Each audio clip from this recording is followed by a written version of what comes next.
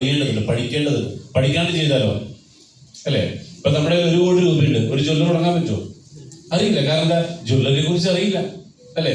ഒരു 1 കോടി രൂപ 50 ലക്ഷം രൂപ ഒരു ഹോട്ടൽ തുടങ്ങാൻ പറ്റുമോ? അറിയില്ലേ? ഞങ്ങള് റെസ്റ്റോറന്റ് 14 ഹോട്ടൽസ് ഉണ്ടായിരുന്നു 25 വർഷമായി. പക്ഷേ ഈ റെസ്റ്റോറന്റ് തുടങ്ങുന്നതിന് മുമ്പ് ഫാദറിന്റെ റെസ്റ്റോറന്റിൽ കയറി നിന്നിട്ട് 2 കൊല്ലം വെയിറ്ററായിട്ട് ജോലി ചെയ്തു. 17ാമത്തെ വയസ്സിൽ അങ്ങനെ വെയിറ്ററായിട്ട് ജോലി ചെയ്ത് തന്നിരിക്കുന്നതിന് 50 രൂപ കൂലി. 50 രൂപ മാസം 1500 രൂപ. 1997 തോന്നുന്നു. അതിനുശേഷമാണ് 99 പഠിച്ചിറങ്ങിയതിനു ശേഷമാണ് സ്വന്തമായിട്ട് റെസ്റ്റോറന്റ് തുടങ്ങിയത്. പഠിക്കാണ്ട് ചെയ്താലോ?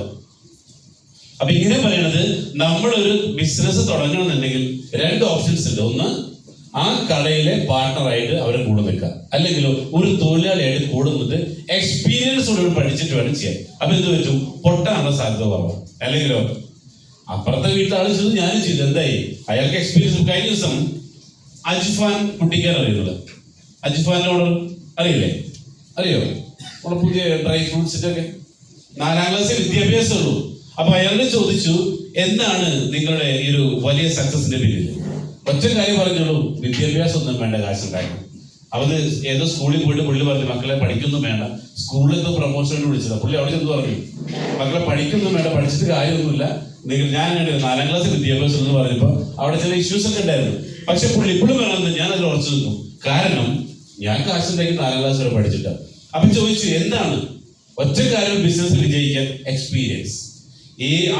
ഏത് ബിസിനസ് ആണോ അതിൽ എക്സ്പീരിയൻസ് ഉണ്ടാക്കി എടുക്കുക എന്നുള്ളതാണ് ഏത് ബിസിനസ്സിൽ ലക്ഷ്യം വെച്ചാൽ. അപ്പൊ ഇവിടെ ഞങ്ങളെ സംബന്ധിച്ച് 25 വർഷം കഴിയാണ് ബിസിനസ് തുടങ്ങിയിട്ട്. അപ്പൊ ചിന്തിച്ചത്, ഞങ്ങൾ റെസ്റ്റോറന്റും ഈവന്റ് മാനേജ്മെന്റും കാറ്ററിംഗും സൂപ്പർ മാർക്കറ്റും ഇ-കോമേഴ്സ് ആയിട്ട് മുന്നോട്ട് പോയപ്പോൾ ഇനി ചെറിയ രീതിയിലുള്ള കച്ചവടം പോരാ. മോഹൻലാൽ പറയണ പോലെ ഇനി കളികൾ വലുത് മാത്രം, അല്ലെ? ചെറിയ കളികളില്ല, വലുത് മാത്രം. അപ്പൊ ഈ വലുത് മാത്രം കളിക്കപ്പെടുന്ന കളി എന്താ? അവിടെ ചെറുത് കളിക്കണം, എല്ലാവരും ചെയ്യണ പോലെ തന്നെ ചെയ്യേണ്ടി വരും. പക്ഷെ വലുതാണെങ്കിലോ പുതിയത് എന്തെങ്കിലും കണ്ടുപിടിക്കണം, പുതിയത്, അല്ലെ? അങ്ങനെ പുതിയ ഒരു പ്രൊജക്ട് കണ്ടുപിടിച്ചു. അതാണ് ഇപ്പൊ നിങ്ങൾക്ക് ഇത് പ്രൊജക്റ്റിനെ കുറിച്ച് അറിയാത്ത ആരെങ്കിലും ഉണ്ടോ ഇവിടെ? ആദ്യമായിട്ട് കേൾക്കുന്ന ആരെങ്കിലും ഉണ്ടോ? ഈ നമുക്ക് ഞങ്ങളുടെ പ്രൊഡക്റ്റ് അപ്പൊ എന്തിട്ട് 1 മാസം, വർഷത്തിൽ 1 മാസം അവിടെ താമസിച്ചു. റെഗുലർ ആയിട്ട് താമസിക്കും. എന്തിനാ താമസിക്കണേ? അവിടെ എക്കോ ഫ്രണ്ട്ലി ആണ്, അല്ലെ? അതിന്റെ റൂഫ് ടോപ്പ് എല്ലാം ഗ്രാസ് ആണ്. അപ്പൊ എന്താ ഗ്രാസിന്റെ ഗുണം? ഓക്സിജൻ. അത് നമ്മൾ പഠിച്ചിട്ടുണ്ട് പണ്ടൊക്കെ. എന്താണ്? മനുഷ്യൻ പഞ്ചമഹാഭൂതങ്ങളാൽ നിർമ്മിതമാണ്. എന്താ പഞ്ചമഹാഭൂതം? ആകാശം, ഭൂമി, വായു, ജലം, അഗ്നി. ഈ 5 എണ്ണം ഉണ്ടെങ്കിലേ മനുഷ്യന് ഇവിടെ നല്ലത് ജീവിക്കാൻ പറ്റും. ഇതിൽ 72% വെള്ളമാണ്, ജലമാണ്. അപ്പൊ പറയും വെള്ളം കൂടി പോരാട്ടോ. ഡോക്ടർമാർ പറയും വെള്ളം കൂടി പറയുന്നതിന്റെ അർത്ഥം 4 ലിറ്റർ വെള്ളം നമ്മുടെ ശരീരത്തിൽ വേണം ഒരു ദിവസം ശരാശരി പ്രവർത്തിക്കാൻ. ഇത് പറയുമ്പോൾ എന്ത് പറ്റും? പല അസുഖങ്ങളും വരും, അല്ലെ? അപ്പൊ അതേപോലെ തന്നെയാണ് നമുക്ക് ഭൂമി. അപ്പൊ ഒന്ന് ജലത്തിന്റെ കുറവ് മനസ്സിലായി. എന്തുകൊണ്ട് അസുഖം വരെ? നിങ്ങൾ 4 ലിറ്റർ വെള്ളം കുടിക്കുന്നില്ല, പല അസുഖങ്ങളും വരും. അതിന്റെ ഫലമായിട്ട് എന്താ കുടിക്കാതെ? അറിയാം, നമ്മൾ ചെയ്യില്ല. ഹോസ്പിറ്റലിൽ പോയി പൈസ കൊടുക്കും, പക്ഷെ എന്തില്ല? വെള്ളം കുടിക്കില്ല. രണ്ടാമത്തെ എന്താ? ഭൂമിയുമായിട്ട് ബന്ധം വിച്ഛേദിക്കപ്പെട്ടു. എന്താ ഭൂമി? എന്താ? നമ്മൾ ആരെങ്കിലും ഭൂമി സ്പർശിക്കുന്നുണ്ടോ? ഇല്ല. കാരണം പല വിധത്തിലുള്ള ചെരുപ്പുകൾ നമ്മൾ വാങ്ങി ഭൂമിയിൽ സ്പർശിക്കാതെ. അപ്പൊ എന്തായി? രണ്ടാമത്തെ ലംഘിച്ചു. അതായത് നിങ്ങൾ ഒറ്റ കാര്യം ചിന്തിച്ചാൽ മതി. 30 കൊല്ലം മുമ്പ് ഇവിടെ എത്ര ഹോസ്പിറ്റൽ ഉണ്ടായിരുന്നു? ഇപ്പൊ എത്ര ഹോസ്പിറ്റൽ ഉണ്ട്? എന്താ കാരണം? അസുഖങ്ങൾ കൂടി. അസുഖങ്ങൾ കൂടാൻ കാരണം എന്താ? നമ്മള് ഭൂമിയുമായിട്ടുള്ള ബന്ധം വിച്ഛേദിക്കപ്പെട്ടു. അപ്പൊ ഇവിടെ നമ്മൾ ചെയ്യുന്ന, ഇവിടെ ഭൂമിയുമായിട്ടുള്ള ബന്ധം കണക്ട് ചെയ്തുകൊണ്ട് ഓക്സിജൻ അടുത്തതാണ്, അല്ലെ? നല്ല ഓക്സിജൻ കിട്ടാനില്ല. അപ്പൊ ഇതിനു വേണ്ടി എന്ത് ചെയ്യും? ടോപ്പില് ഓക്സിജൻ ആഗിരണം ചെയ്യാൻ വേണ്ടി ടോപ്പില് ഗ്രാസ് കവർ ചെയ്യുന്നു. അതിന്റെ ബോട്ടം സൈഡില് മഡ് പാക്ക് ആണ്. അപ്പൊ വന്ന ഓക്സിജനെ പ്യൂരിഫൈ ചെയ്ത് നിലനിർത്താൻ മഡ് പാക്കിനെ കൊണ്ട് പറ്റുന്നു. അകത്ത് വിശാലമായി സ്വിമ്മിംഗ് പൂൾ, അല്ലെ? നമ്മുടെ ആരോഗ്യം ഒന്നും കൂടെ ബൂസ്റ്റ് ചെയ്യാൻ പറ്റുന്നു. അതിന്റെ അകത്ത് 1460 ചന്ദന മരങ്ങൾ, അല്ലെ? ഓക്സിജൻ കൂടുതലായിട്ട് സർക്കുലേഷന് ചന്ദന മരങ്ങൾ.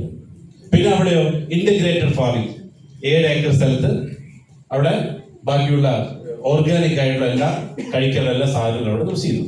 അപ്പൊ ഒരു മാസം അവിടെ താമസിച്ചാൽ ഒരു ഗുണമുണ്ട്, പിന്നത്തെ 15 മാസം ഹോസ്പിറ്റലിൽ പോകണ്ട.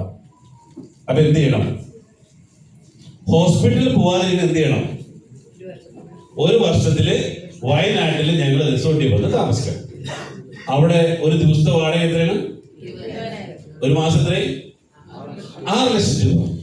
ഈ 6 ലക്ഷം രൂപ നിങ്ങൾ അസുഖം വരാതിരിക്കാൻ വേണ്ടി ചെലവാക്കോ? ഇല്ല. അസുഖം വന്നിട്ട് വേണമെങ്കിൽ പിടി നോക്കാം, അസുഖം വരാതിരിക്കാൻ നോക്കൂ അല്ലെ? അങ്ങനെ നമ്മൾ എല്ലാവരും ചെയ്യാം. അസുഖം വരാതിരിക്കാൻ നോക്കില്ല അല്ലെ? അപ്പൊ അസുഖം വന്നാൽ ചികിത്സിക്കും, വന്നില്ലെങ്കിലോ ചികിത്സിക്കത്തില്ല. പക്ഷേ അതിനു വേണ്ടി നമ്മൾ എന്ത് ചെയ്തു? നിങ്ങൾ സ്വന്തമായിട്ട് വാങ്ങി ഫ്രീ ആയിട്ടാണെങ്കിലോ അപ്പൊ കുഴപ്പമില്ല. നമ്മുടേതായ റിസോർട്ടിൽ താമസിക്കാൻ കുഴപ്പമില്ലല്ലോ അല്ലെ? അപ്പൊ ഇവിടെ ഇത് സ്വന്തമായിട്ട് എന്ത് ചെയ്യാൻ നിങ്ങൾക്ക് 85 ലക്ഷം രൂപ കൊടുത്ത് വാങ്ങിയാൽ അവിടെ താമസിക്കാൻ പറ്റും അല്ലെ? പെണ്ണ് കെട്ടി കഴിയുമ്പോൾ കുട്ടികളായി, പിന്നെ ബൈക്ക് വേണം, വീട് വേണം. അപ്പൊ എന്താ കിട്ടുന്ന പൈസയൊക്കെ ലോൺ എടുത്ത് അടക്കാനുള്ള സെറ്റപ്പ് ആക്കി വെച്ച് ഇപ്പൊ ആകെ ശ്വാസം മുട്ടുന്ന അവസ്ഥയല്ലേ അല്ലേ? ഇപ്പൊ എന്താണ് ആ ലോൺ, ഈ ലോൺ എന്നൊക്കെ പറയുന്നത് നമ്മ ആരാ? ലോക്ക 18 വയസ്സുള്ള നിങ്ങൾക്ക് ഓർമ്മയില്ല. കടമില്ലാത്ത നമ്മള്, പ്രശ്നങ്ങളില്ലാത്ത നമ്മള് അല്ലെ? 18 വയസ്സുള്ള നിങ്ങൾ ആലോചിച്ച് നോക്കി ഇപ്പൊ എന്താ പ്രശ്നം? സ്വസ്ഥമായിട്ട് ഒന്ന് മരിക്കാൻ പറ്റും അല്ലെ? ഒരുപാട് പ്രശ്നങ്ങൾ നമ്മൾ ഉണ്ടാക്കി വെച്ചിട്ടുണ്ട്, കടങ്ങൾ അല്ലെ?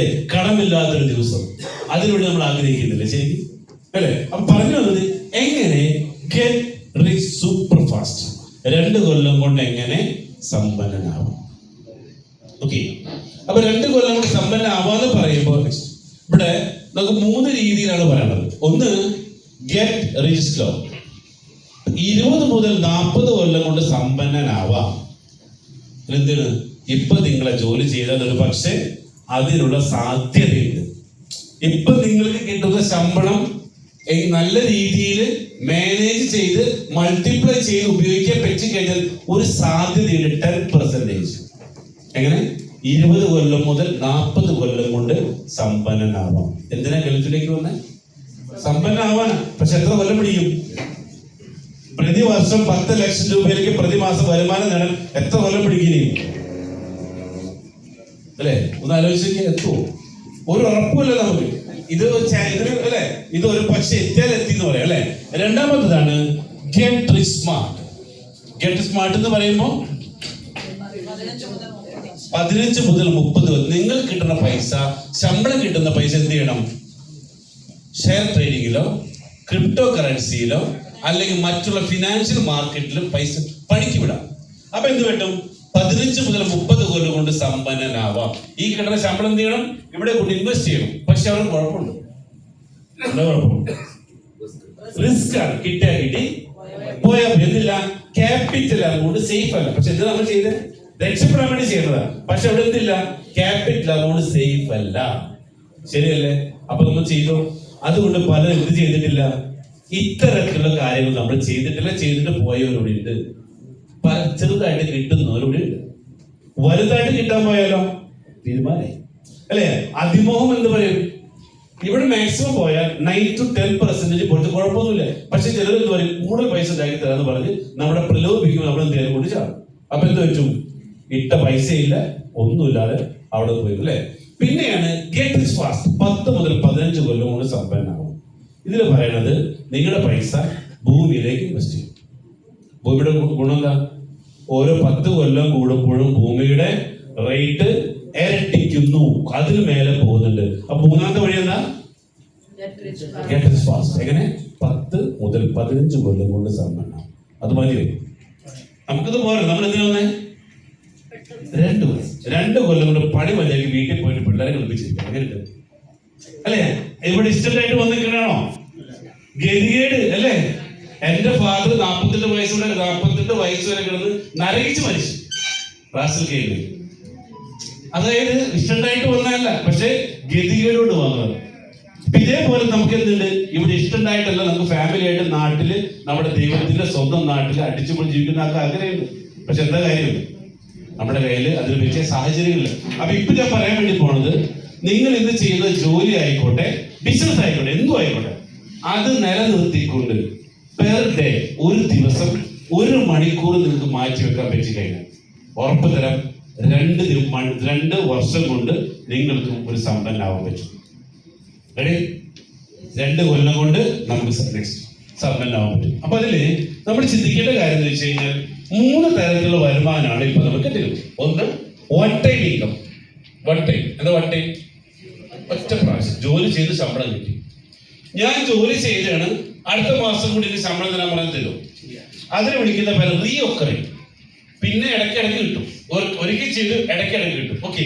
മൂന്നാമത്തെ റെക്കറിങ് ഇൻകം എന്ന് പറയും. എന്താ റെക്കറിങ്? ഒരിക്കൽ ചെയ്തതിന് എല്ലാ മാസം ഇങ്ങനെ പൈസ കിട്ടിക്കൊണ്ടേ. ഏതാ നല്ലത്? ഇത് റെക്കറിങ് അല്ലേ? അപ്പൊ ഇപ്പൊ പറയാൻ വേണ്ടി പോകുന്നത് ഇത്തരത്തിലുള്ള റെക്കറിങ് ഇൻകത്തെ കുറിച്ച് പറയാൻ വേണ്ടി. റെക്കറിങ് ഒറ്റ പ്രാവശ്യം ചെയ്യുന്നു. ഇതിലൂടെ തന്നെ ഈ സോഴ്സ് ഉപയോഗിച്ചുകൊണ്ട് നമുക്ക് എന്ത് ചെയ്യാം? നമുക്ക് വീണ്ടും വീണ്ടും ഇൻകം ജനറേറ്റ് ചെയ്യാൻ പറ്റുന്ന ഒരു ഓപ്ഷൻസ്. ഓക്കെ. അപ്പൊ അതില് നമ്മളിവിടെ ചെയ്യേണ്ട കാര്യം, ഇവിടെ പറഞ്ഞു ഈ റിസോർട്ട് ഒരെണ്ണം വിറ്റാൽ 6,84,000. പക്ഷേ ഈ റിസോർട്ട് 6,84,000 കിട്ടാൻ വേണ്ടിയിട്ട് നമുക്ക് എന്തറിയില്ല? ഇത് വിൽക്കാൻ അറിയില്ല. ശരി. 590 രൂപയുടെ ഇൻസ്റ്റന്റ് അപ്പം തന്നെ നമ്മൾ എന്ത് ചെയ്യും? ഒരു വെൽനസ് പ്രോഡക്റ്റ് ഇതിന്റെ കൂടെ കോംപ്ലിമെന്റ് ആയിട്ട് നൽകുന്നുണ്ട്. അപ്പൊ വാങ്ങിക്കുന്ന കസ്റ്റമർക്ക് എന്താ ഗുണം? എന്താ ഗുണം? ഡബിൾ ആവും അല്ലെ? അവിടെ വന്ന് താമസിക്കുമ്പോൾ എന്തേ കിട്ടും? Only accommodation.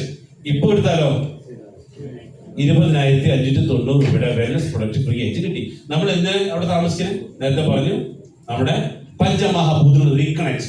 ഇവിടെ അത് തന്നെയാണ്. എന്താ ഇവിടെ 1000 പ്രൊഡക്റ്റ് നമ്മൾ ഇതിന്റെ കൂടെ കൊടുക്കുക. അതിന് ട്രെയിനിങ്ങും മറ്റും നമ്മൾ കൊടുക്കുന്നുണ്ട്. അപ്പൊ അവിടെ ഒരാൾക്ക് ഒരു പാസ് വിൽച്ചു. ഈ പാസ് വിൽക്കുമ്പോൾ അയാൾക്ക് എന്ത് ചെയ്യാം? അവിടെ പോയിട്ട് അടുത്ത വർഷത്തിൽ എപ്പോഴെങ്കിലും വന്ന് താമസിച്ചാൽ മതി. അത് ഇത് എഴുതി വെച്ചിട്ടുണ്ട്. വാലിഡിറ്റി 2026 ജനുവരി 1 മുതൽ ഡിസംബർ 31 വരെ. എപ്പോഴെങ്കിലും താമസിച്ചാൽ മതി. 2 ആഴ്ച മുമ്പേ വിളിച്ച് ബുക്ക് ചെയ്യണമെന്ന് മാത്രമേ ഉള്ളൂ. ഓക്കെ. അപ്പൊ അതിൽ ഒരാൾക്ക് വിറ്റു. അയാൾക്ക് എന്ത് കിട്ടി? പാസും കിട്ടി. നാട്ടിൽ വരുമ്പോൾ ഗിഫ്റ്റ് കൊടുക്കും. തൽക്കാലം ഗിഫ്റ്റ് കൊണ്ട് എത്തിക്കാനുള്ള സെറ്റപ്പ് ചെയ്തിട്ടില്ല. കൊറിയർ സർവീസ് കൂടുതലായാലോ അല്ലെങ്കിൽ കൊറിയർ ചാർജ് ഉണ്ടെങ്കിൽ എത്തിച്ചേരാൻ കുഴപ്പമില്ല. ഓക്കെ. അപ്പൊ അവർക്ക് എന്ത് ചെയ്തു? ഇൻസ്റ്റന്റ് ആയിട്ട് ഗിഫ്റ്റ് കൊടുക്കുന്നു. ഓക്കെ. ഇനി നമുക്ക് എന്ത് കിട്ടും? ഇതൊരെണ്ണം കൊടുത്താൽ, ഇത് പെർ ഡേ ഒരെണ്ണം കൊടുത്താൽ 1 മാസം കണ്ടിന്യൂസ് ആയിട്ട് 30 എണ്ണം ചെയ്താൽ 1,00,000 രൂപ സാലറി. കേട്ടോ? ഇല്ല, ഇത് നമ്മളിപ്പോ ചെയ്യുന്ന ജോലി ആയിക്കോട്ടെ, ബിസിനസ് ആയിക്കോട്ടെ, വാട്ടെവർ എന്ത് ചെയ്തിട്ടാലും ശരി, ഒരെണ്ണം ഒരു ദിവസം ചെയ്താൽ 30 കൊണ്ട് എത്രയായി? 1,00,000 സാലറി എത്രയായി? 1,00,000 രൂപ. മൊത്തം 30 എണ്ണം വിറ്റു. ഓക്കെ.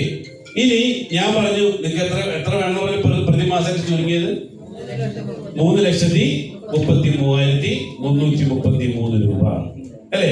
അപ്പൊ നമ്മൾ എന്ത് ചെയ്തു? എനിക്ക് അതിപ്പോ ഇതുകൊണ്ട് എത്ര കിട്ടുള്ളൂ? 1,00,000 കിട്ടും. അപ്പൊ നിങ്ങൾക്ക് എന്ത് ചെയ്യാം? ഫുൾ ടൈമർ ആണെങ്കിൽ ഇത് 2 എണ്ണമാണ്. 2 മാസം എത്രയും ഇല്ല, 2 കിട്ടില്ല. Incentive 80,000 extra. അപ്പൊ എത്ര കിട്ടി? 1,80,000 പ്ലസ് വീണ്ടും 3 എണ്ണം ചെയ്തു. അപ്പൊ 80,000 എക്സ്ട്രാ. 4 എണ്ണം ചെയ്തു. എത്രയും 3,40,000 രൂപ. ഓക്കെ. അപ്പോ 3,40,000 കിട്ടുന്ന നിങ്ങൾ എന്ത് ചെയ്യണം? ഇത് 4 എണ്ണം അല്ലെ?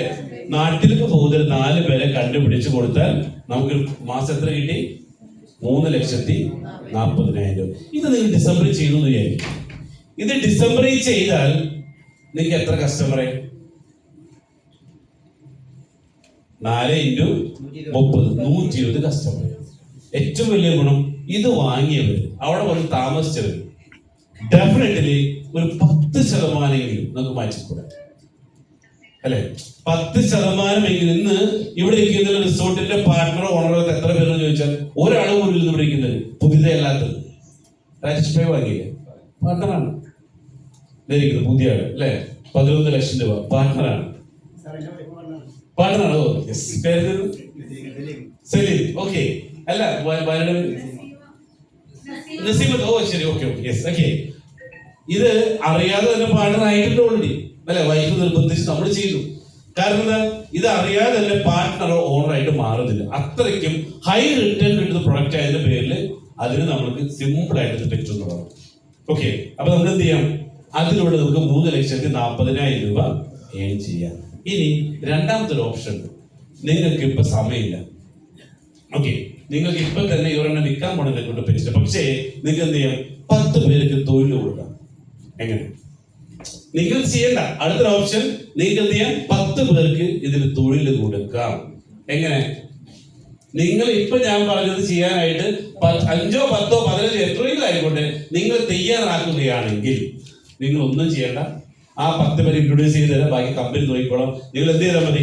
ജസ്റ്റ് എ റെക്കമെൻഡേഷൻ, 10 പേർക്ക് തൊഴിൽ. അതാണ് നമ്മൾ നേരത്തെ പറഞ്ഞ എന്തായിരുന്നു? റെക്കറിങ്. അവര് ചെയ്തോളും. എല്ലാ മാസവും അവര് ചെയ്യുമ്പോ ആ ഇൻട്രൊഡ്യൂസ് ചെയ്തതിന്റെ പേരിൽ പ്രതിമാസം 1,50,000 രൂപ നിങ്ങൾക്ക് കിട്ടും. ഓക്കെ, ക്ലിയർ ആയോ? നിങ്ങൾ ചെയ്യണ്ട. ഇപ്പൊ സിലിംകൊക്കെ തിരക്കാണ്, ബിസിനസ് തിരക്കെന്ന് വിചാരിച്ചു. അപ്പൊ നമുക്ക് എന്ത് ചെയ്യാം? ഇത് വിൽക്കണമെന്നില്ല. എന്ത് ചെയ്യാം? 10 പേർക്ക് അല്ലെ, ഒരു എംപ്ലോയർ ആയി നിന്നുകൊണ്ട് 10 പേർക്ക് നമ്മൾ 20 പേർക്കാണെങ്കിലോ 3 ലക്ഷം. അത് നമ്മുടെ ഇഷ്ടം അല്ലെ? നമുക്ക് ഇന്നേ വരെ വല്ലവർക്കും ജോലി കൊടുക്കാൻ പറ്റിയിട്ടുണ്ടോ? ജോലി ചെയ്തിട്ടില്ലോ. ഇനി എന്ത് ചെയ്യാം? എംപ്ലോയി ആവാതെ ഒരു എംപ്ലോയർ ആയിട്ട് മാറിയാൽ പ്രതിമാസം ഒന്നും അറിയേണ്ട 1.5 ലക്ഷം രൂപ. എന്താ പണി? ഞാൻ കമ്പനിയിലെ മാനേജറാണ്. മാനേജർ പണി എന്താ? പഠിപ്പിക്കല അല്ലെ? അപ്പൊ ഞങ്ങൾ എപ്പോഴും പറയാത്ത കാര്യമുള്ളൂ, പണിയെടുത്ത് ജീവിക്കരുത്. എങ്ങനെ? പണിയെടുത്ത് പണം അങ്ങനെ, അതായത് പണം കഷ്ടപ്പെട്ട് ഉണ്ടാക്കരുത്. പണം ഈസി ആയിട്ട് ഉണ്ടാക്കാം അല്ലെ? ഈസി ആയിട്ട് പണം ഉണ്ടാക്കിയാൽ കുറെ ഉണ്ടാക്കാം. കഷ്ടപ്പെട്ട് ഉണ്ടാക്കിയാലോ കുറച്ച് പൈസ അല്ലെ? അതല്ലേ പറ്റൂ. കഷ്ടപ്പെട്ട് ജോലിക്ക് പോയിട്ട് പൈസ ഉണ്ടാക്കി കുറച്ച് പൈസ ഉണ്ടാക്കാൻ പറ്റൂ. അതുകൊണ്ടാണല്ലോ ഇന്ന് 100 പേരെടുത്ത് കഴിഞ്ഞാൽ 89 പേര് ആരാ? തൊഴിലാളികൾ. ഓക്കെ, തൊഴിലാളികൾ. ഒരു കുറവ് വിചാരിക്കേണ്ട, അതാണ് നമ്മൾ അല്ലെ? തൊഴിലാളികൾ. ബാക്കി 11 10% ആരാ? ബിസിനസ്സുകാർ അല്ലെ? ബിസിനസ്സുകാർ, ഓണ്ടർപ്രണേഴ്സ്. 1% ഇൻവെസ്റ്റേഴ്സ്. നിങ്ങൾ എവിടെ? നമ്മൾ എവിടെ നിൽക്കണേ? അത് മറ്റൊരു പ്രത്യേകത കൂടിയിട്ടുണ്ട്. ഈ 89, 10, 1% ആവറേജ് എടുത്തു കഴിഞ്ഞാൽ ഒരു 100 കോടി രൂപ ഇവിടുത്തെ മാർക്കറ്റിൽ ഉണ്ടെങ്കിൽ ഇതിൽ 89 കോടി ആരുടെ കയ്യിലാണ്?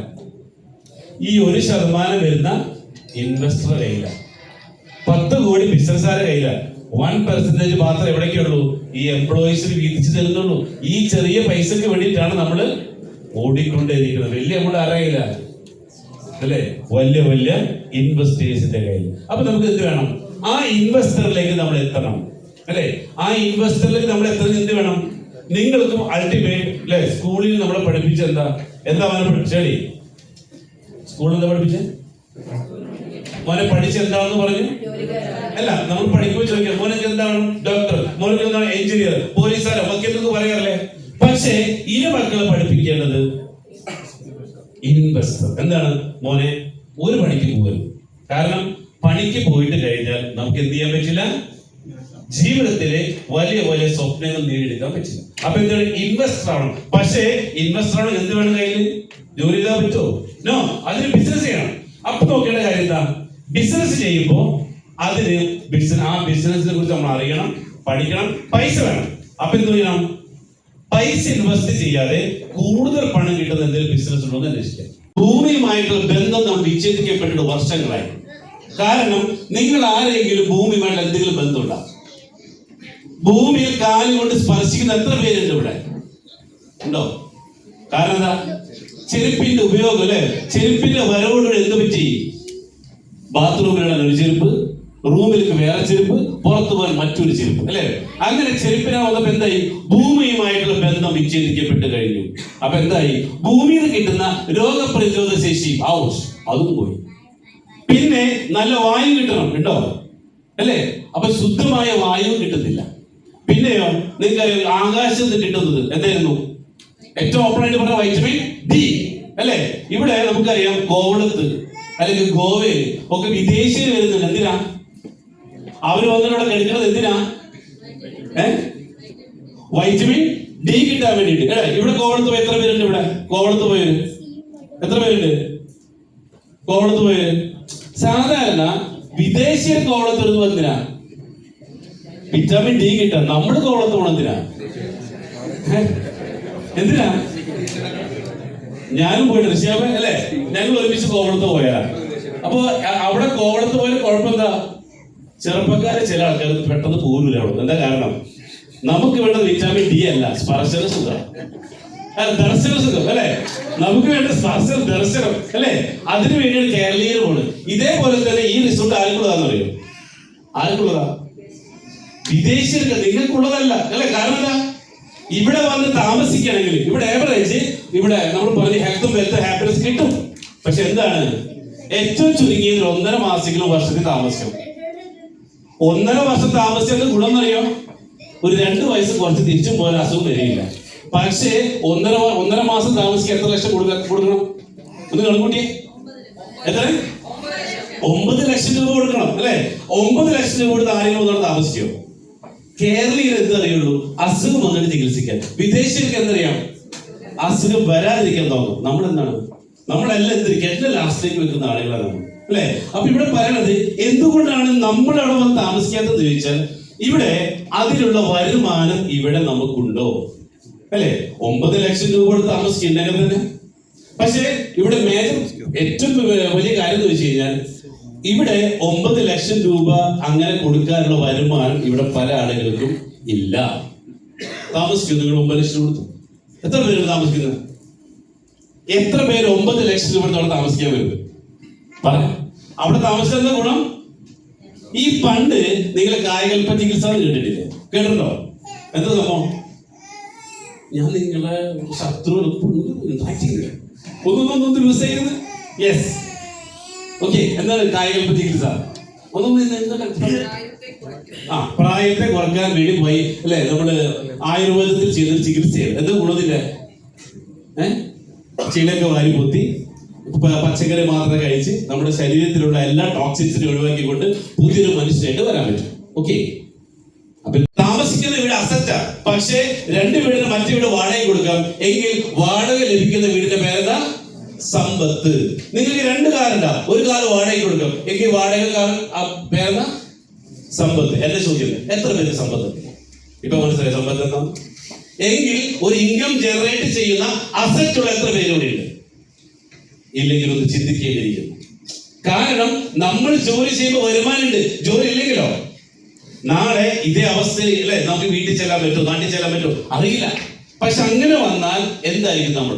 അപ്പൊ അതിനെന്ത് വേണം? എല്ലാവർക്കും ഇൻകം ജനറേറ്റിംഗ് അസറ്റ് ഉണ്ടാക്കിയിടണം. ഇല്ലെങ്കിലോ ഇങ്ങനെ പറയും, നമ്മള് നാശത്തിലേക്കാണ് നമ്മൾ പോക്കുന്നത്.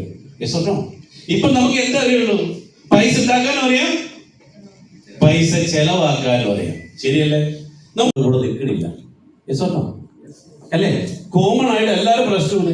എന്താണെന്നറിയില്ല, പൈസക്ക് എന്നെ ഇഷ്ടമല്ലേ അല്ലേ?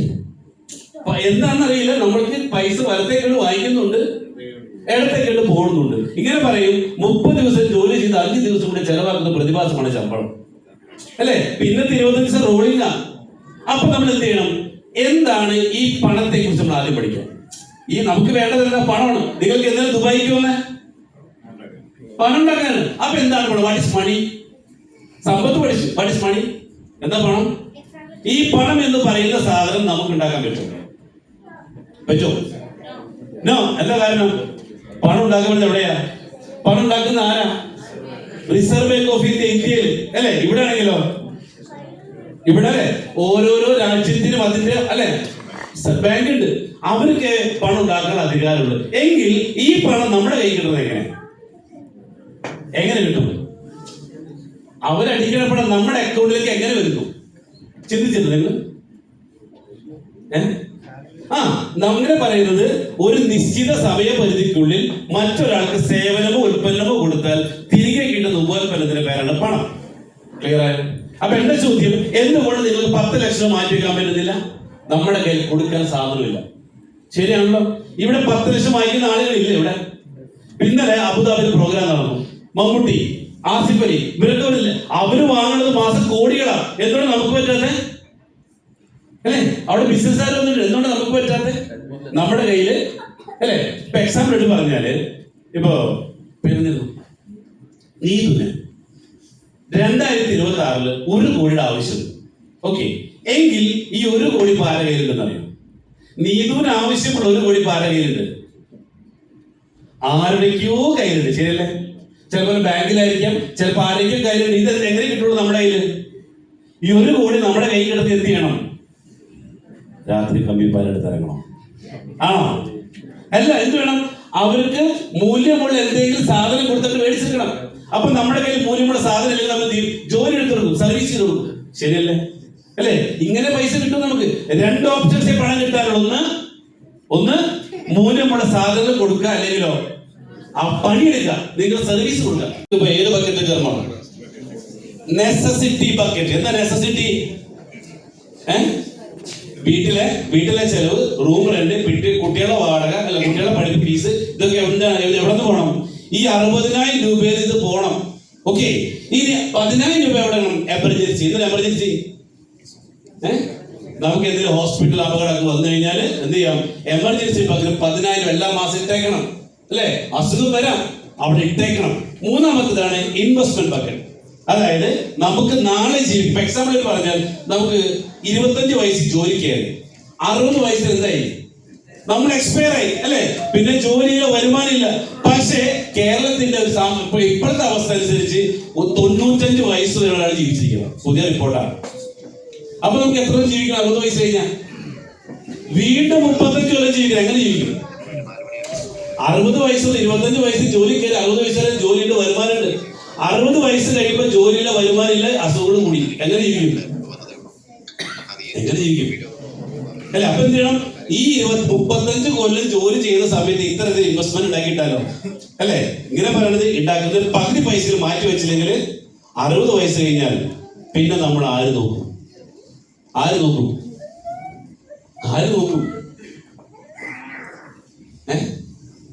മക്കളെ കണ്ടും മാമ്പു കണ്ടും കൊതിക്കരുത്, വെറുതെ പഠിപ്പിച്ചതല്ല, അല്ലെ? അതില് എന്താണ്? നമുക്ക് എല്ലാവർക്കും അറിയാം, കല്യാണം കഴിഞ്ഞാൽ ഇങ്ങനെ പറയണത്, ഒരു ആൺകുട്ടിയുടെ യഥാർത്ഥ സ്വഭാവം അറിയണമെങ്കിൽ കല്യാണം കഴിഞ്ഞാൽ 1 മാസത്തിൽ അവരുടെ സ്വഭാവം അറിയാം. പെൺകുട്ടികളാണെങ്കിലോ കല്യാണം കഴിഞ്ഞാൽ ആദ്യ രാത്രി കഴിഞ്ഞാൽ പിറ്റേ ദിവസം അവരുടെ സ്വഭാവം അറിയാം. എന്താ കാരണം? എക്സാമ്പിൾ ആയിട്ട് കല്യാണം നടക്കുന്നു, ഒരു ബ്രോക്കർ പറഞ്ഞിട്ട് ഒരാളെ കൂട്ടിക്കൊണ്ടുപോകുന്നു, അല്ലെ? അങ്ങനെ കല്യാണം കഴിഞ്ഞു, പിറ്റേ ദിവസം 9 മാസം ചുമന്ന് പ്രസവിച്ച അമ്മ പറയാണ് ഇന്ന സ്ഥലത്ത് പോകാൻ വേണ്ടി പറയുമ്പോൾ അവൾ എന്ത് പറയും? ഇക്കാട് ചോദിക്കട്ടെ. ഏതൊരു ബ്രോക്കർ പറഞ്ഞ് പെണ്ണാണ് വന്നതാ. പിറ്റേ ദിവസം എന്തായി? ഒറ്റ ദിവസം പിന്നല്ലേ ഒരു ആദ്യ രാത്രിയോട് കൂടി ആരായി പിന്നെ? ശരിയല്ലേ? നമ്മൾ എന്ത് ചോദിക്കണം? ആരോട് ചോദിക്കണം? ഹസ്ബൻഡ്, ഭാര്യക്ക്, അല്ലെ? അപ്പൊ നമുക്ക് എന്തായി? മാതാപിതാക്കളുടെ സ്ഥാനം എവിടെയായി, അല്ലെ? അതുകൊണ്ടാണ് കാരണന്മാര് പണ്ടേ പറഞ്ഞത് എന്ത് പറഞ്ഞു? ടീച്ചർമാര് സ്കൂളിൽ നമ്മൾ നേരത്തെ അനീഷ് പറഞ്ഞു, ഒരു പഴഞ്ചൊല്ല് പറഞ്ഞത് ഓർമ്മയില്ല? എന്തായിരുന്നു?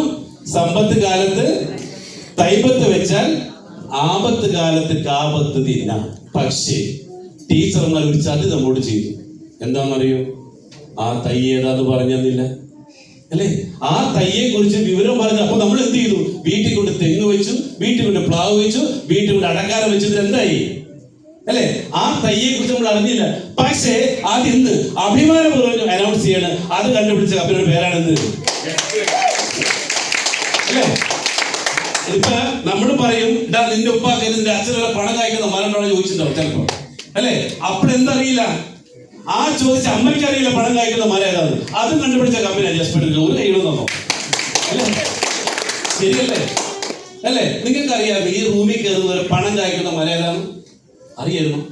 സമ്പത്ത് കാലത്ത്